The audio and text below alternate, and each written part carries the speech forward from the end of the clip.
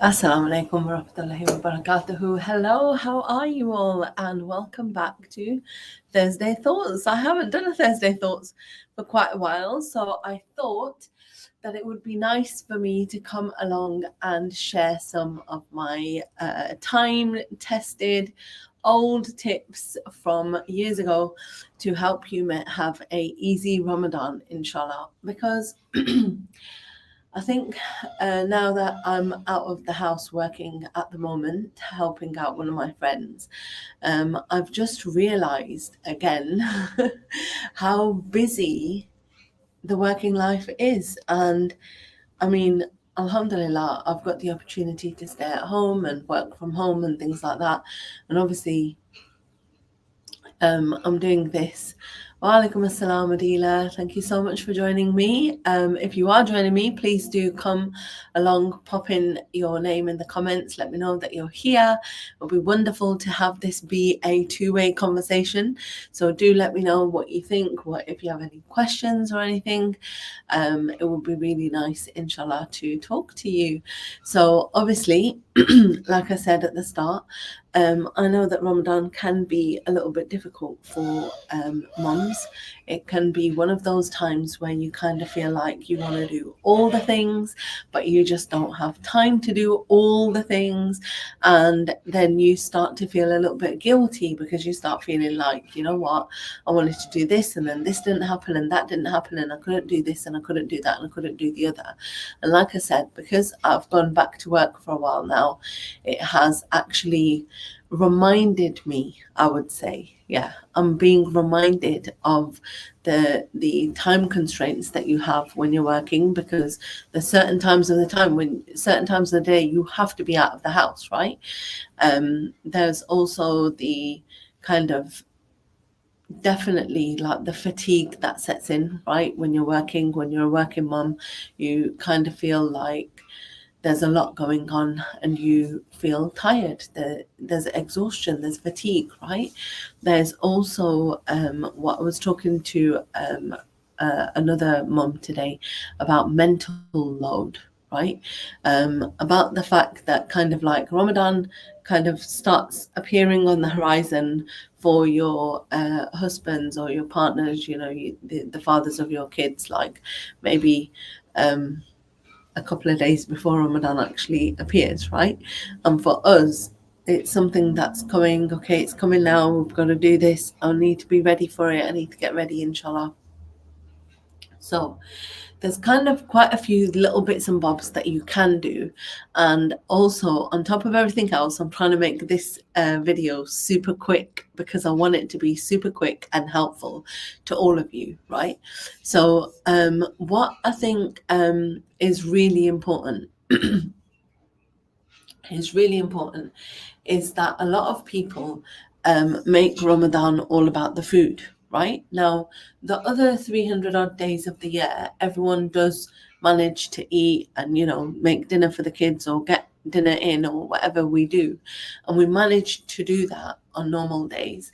But for some reason in Ramadan, it feels like, oh, I need it to be a bit special, but I want it to be a bit better than normal, and we start doing things like, oh, there should be starters and there should be a meal and then we should also have dessert. And what we're kind of doing is we want to make it special for us and our children, but what we're actually doing is we're making it a little bit more difficult for us and our children, and you're making it difficult to actually keep this going long term, right? So obviously it would be amazing if we all had the time to make gourmet meals from scratch. It would be absolutely amazing if we had all the time in the world for ibadah. It would be absolutely wonderful if our houses stayed clean the whole time and we didn't have to worry about any of these things, right? It would be absolutely amazing. But the thing is that we've got to realize that we are just human, right? And we have time constraints and we have energy constraints and we have there's times when you're available and you're able to do stuff, but actually your time's been taken up because you're not in the right location, right? So there's lots of these constraints that might come up with you, and you might be feeling like, you know what, I've just got to figure out a way to make it so simple, so easy that anyone could do it. So obviously I wanted to think back to all of my nicest, easiest tips and give them to you now, inshallah, on a plate. Okay, so number one, okay, we are not super moms. We can say it to each other. You're not a super mom. You are not superhuman. We are only human, right? Okay, so humans, as far as I know, only have 24 hours in the day. And in those 24 hours, you need to sleep, you need to eat, rest, do your work. If you have any work, look after the kids. If you got kids, you're going to do your cleaning, your washing, your cooking, your ironing. And then obviously it's Ramadan. So because it's Ramadan, we feel like, right, we need to do something extra. Now, if you go back to the teaching of Islam, the teaching in Islam is that Allah subhanahu wa ta'ala likes the things that we do that are little but constant, right? So if there are people, there will be people around you that say, I've done 4 Qur'ans this month, and I've done 7, and I've prayed Tarawih every night, and then I get up for Qiyam, and then I do this and so on, right? And it's all amazing for them, mashallah. But just think to yourself for a minute, they're in a completely different stage of life to you, most likely. Yeah. Okay. And if they're not, if they are in the same stage of life, but you feel like, you know what, I actually can't do as much. I would love to do it, but at the moment, I'm not at that stage where I can do this. Then you've got to remind yourself that you're only human. Right? And what is best is that we do things that are little and often. So rather than doing like, oh, I'm just going to sit down on Saturday and read like 5 juz in a row, for example, what about if every morning you just do like 15 minutes of Quran and you just pop that in? Okay, so you do your normal, whatever you normally do, 15 minutes, and then you add an extra 15 minutes, and that's it, alhamdulillah. For most of us, that means you'll be able to do a juz a day, inshallah, right? If you can't do that, then you could basically use the commute time. So when you're commuting to work or dropping kids off or picking kids up, or, you're on the way somewhere, you would have your app, your Quran app on your phone, have your headphones, and you can use that time to catch up on your Quran, right? And then just basically think to in your mind, like, where are these dead pockets of time that I can just fill in these teeny little things that are going to give me the most reward. Like, if you think about what business people do is they invest where they're going to get the biggest return on their money, right? So think like, which one's going to give me the biggest return on my investment? Can I just do a commute in silence that'll give me some me time, some downtime, so that when I come back now, I can like focus on my Quran at that time, right? So just look inside your day and look for these tiny pockets that you can make the most out of, right? And then if you just keep on with the same idea, right, the same idea will go with making these tiny pockets of time to do something with your children. Because I used to, download all the journals and have all the different Quran coloring books and all of the stories of the Prophet ﷺ, and bring it all together and, have it all on the table. And every day we'll, grab something out and we'll do some work. And I would not feel satisfied unless I did the full story of whichever Prophet ﷺ it was, or I would not feel satisfied unless I did the full Quran story. Again, as I've grown older and I've realized, actually, we could spend a whole week on a story, and that'll be more beneficial to me and my children than just doing all the stories in 1 week. Does that make sense? Yeah. So this tip is basically taking the same thing that you were going to do and try to you were going to basically try to do it all up in one go. Try to spread it out over some time. So it might take you 3 days to do one story of the Prophet ﷺ, or it might take you a week to go through something, right? And the thing is, again, going back to little but often consistent deeds, let's try and make it so that we continue throughout after Ramadan. We just continue with the same pattern, so that inshallah it means that next Ramadan we could add an extra 10 minutes here or an extra 15, because this is already set in our daily routine. Does that make sense? Yeah. And then the final tip is about the cooking and things like that. So you all know that my ethos in life is to get the kids to help, right? So wherever you can, let the kids help you. So let them chop things, let them stir things for you, let them cook things, let them turn the oven on and off. Obviously, all age appropriate, of course. But my point is that, again, we think that we know better. We think that if we don't do it, it's not going to turn out right. Okay, so for example, let's talk about a salad, right? You know that you can cut like a really beautiful, you can get the cubes the right size and everything and make a beautiful salad, right? Okay, and when it gets onto the table, it'll look nice. It'll also taste nice, inshallah. But the main thing is, for you as a parent, as a mother, I know I do this a lot. It's like I want it to look nice as well, yeah? Okay, but then just think about it. Who's going around taking photos of your food? It's not a restaurant. You're not on Instagram. You're not on YouTube or anything, right? Let the kids at it. Let them use bread knives if they're really young. Let them use normal knives if they're a bit older. And let them learn, and let them cut the salad for you. Let them fry the samosas with you. And the frying is a little bit of a tricky one, obviously. Like I said, you got to make sure that it's age appropriate. But anything that you need help with, let them help you. For example, my two older girls, they used to experiment with Ramadan drinks a lot. So like now we've got like the drinks that they make, yeah. But before, they used to try like the lemonade, they used to do mojitos, they used to do passion fruit cocktails, like anything that they wanted to try. I would just be like, yeah, go ahead, go on, try it. Let's have a look. Let's see how it is, right? Okay, my younger three love the, the rose syrup, the milkshake. I know it's full of sugar and it's full of, I'm sure, loads of preservatives and additives and whatever. Okay, but if you're wanting to just have a drink for Ramadan, okay, it's a really easy one. You just chuck some ice cream, chuck the drink, the syrup, the milk, the ice cream, and you can add some basil seeds on the top to make it really refreshing and rehydrating. So just think to yourself, okay, where can I get these kids to help me, and where do they want to help me? Most of the time, if you ask your child to like clean for you or something, they'll be like, no, I'm not doing that. That's okay. Let them be busy in the kitchen and you go and do that cleaning that needs to be done. Just half the work. Make sure that you're getting that help in. Okay.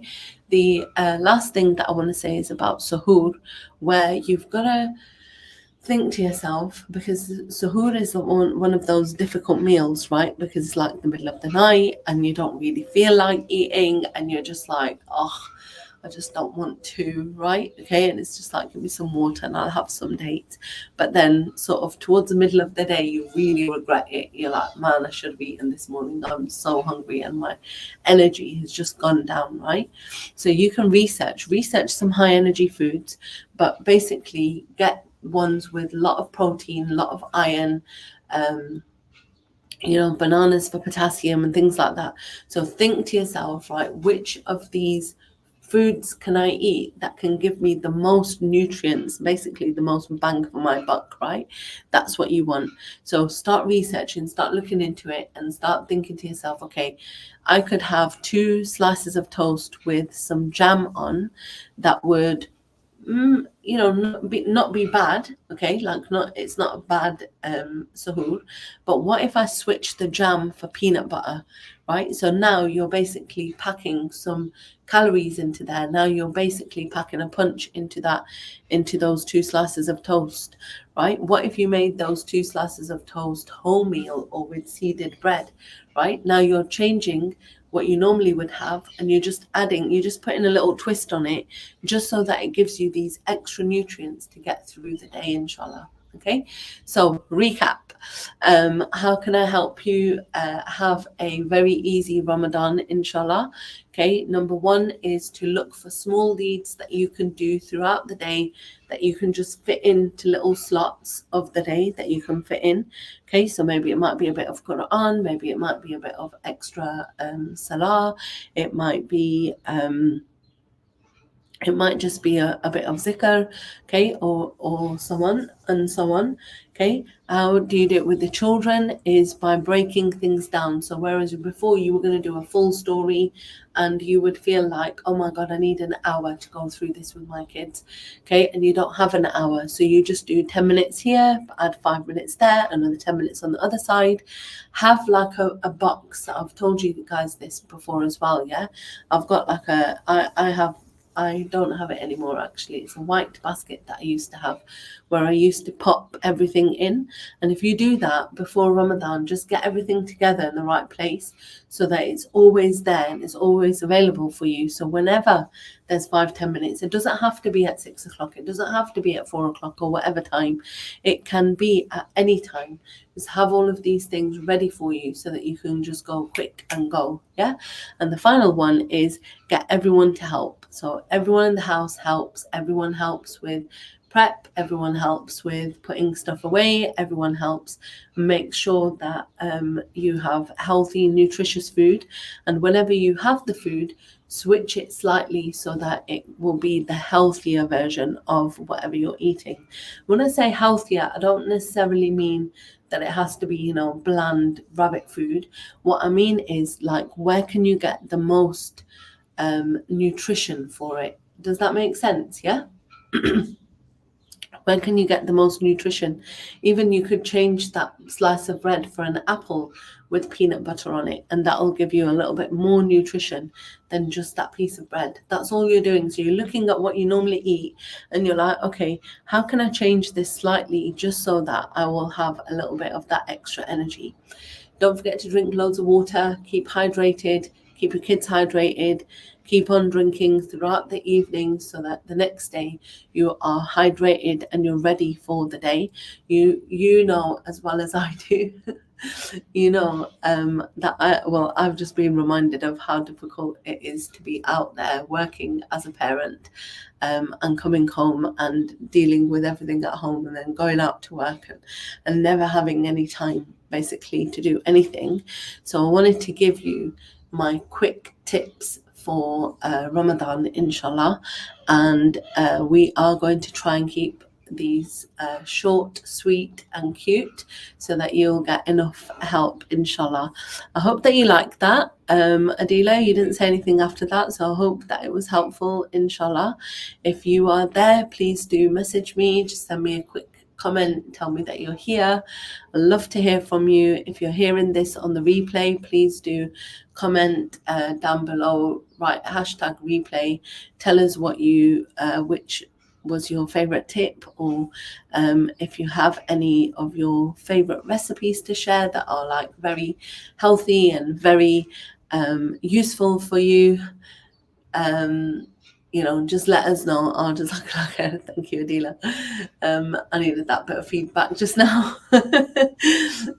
So what has worked for you? What works for you? What works for your family? Let us know, inshallah, because we want to have, again, inshallah, the best Ramadan ever. So again, from last year to this year, just do slight little tweaks, slight little something that you can make your Ramadan just elevated that slightly bit higher. Okay, sisters, thank you so much for listening. I really, really appreciate you coming, and I'm so glad that you're all here. We do have a live from last week that Aisha, mashallah, recorded on Zoom for us, which I need to upload for all of you. So there'll be a longer one coming up. I'm not sure when I'll get it done, but inshallah, hopefully by tomorrow, Saturday, I'll upload it for everyone, inshallah, to see. And please do keep us all in your du'as. I've prayed for the entire tribe last week. Alhamdulillah, I was given the opportunity to go for Umrah. So alhamdulillah, We've had a lovely time, and we made dua for every single person. I really hope it was beneficial. Jazakallah khair. Thank you so much, Adila. Take care, lots of care, inshallah, sisters, and please do message me if you have any comments. Assalamu alaikum wa rahmatullahi wa barakatuh.